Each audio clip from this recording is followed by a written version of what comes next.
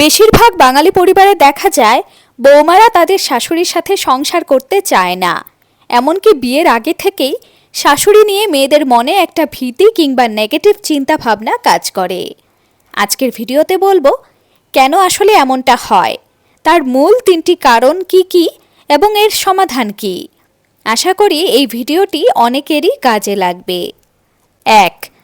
বেশিরভাগ শাশুড়িরা তাদের শাশুড়ি মায়েদের থেকে পাওয়া আচরণগুলোকে তখন মনে মনে অপছন্দ করলেও নিজের ছেলের বউয়ের ক্ষেত্রে তারা ঠিক সেই আচরণগুলোকেই আবার রিপিট করেন। কিন্তু আজকালকার মেয়েরা এসব মুখ বুজে সহ্য করে না এবং এরা প্রতিবাদ করে, শাশুড়ির থেকে দূরে থাকতে চায়।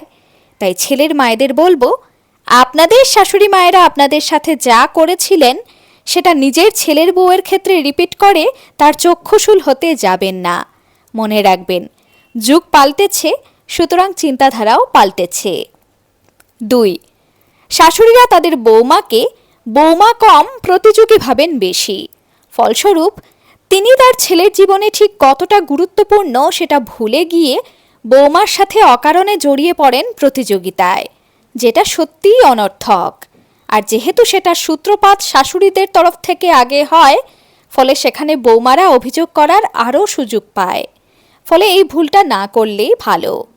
মনে রাখবেন, একটি ছেলের জীবনে তার মা এবং স্ত্রীর জায়গা সম্পূর্ণ আলাদা এবং সমান গুরুত্বপূর্ণ। তাই দুটোকে গুলিয়ে ফেলবেন না। আর তাছাড়া আপনার দেওয়া শিক্ষার উপর যদি আপনার সম্পূর্ণ বিশ্বাস থাকে, তাহলে সেখানে অন্যকে নিয়ে আপনার অসুরক্ষিত অনুভব করার কিচ্ছু নেই। আর তাছাড়া যদি কারুর বেইমানি করারই হয়, তাকে হাজার বেঁধে রাখার চেষ্টা করলেও পারবেন না।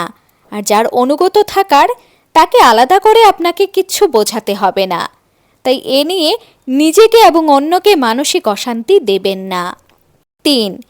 দুটো প্রজন্মের চিন্তাভাবনার মধ্যে ফারাক থাকবেই, আর এটা শাশুড়ি এবং বৌমা দুজনকেই বুঝতে হবে। দুজনকেই দুজনের সাথে মানিয়ে নিতে হবে, তবেই সেই সম্পর্ক একটা সুস্থ সম্পর্ক হতে পারে।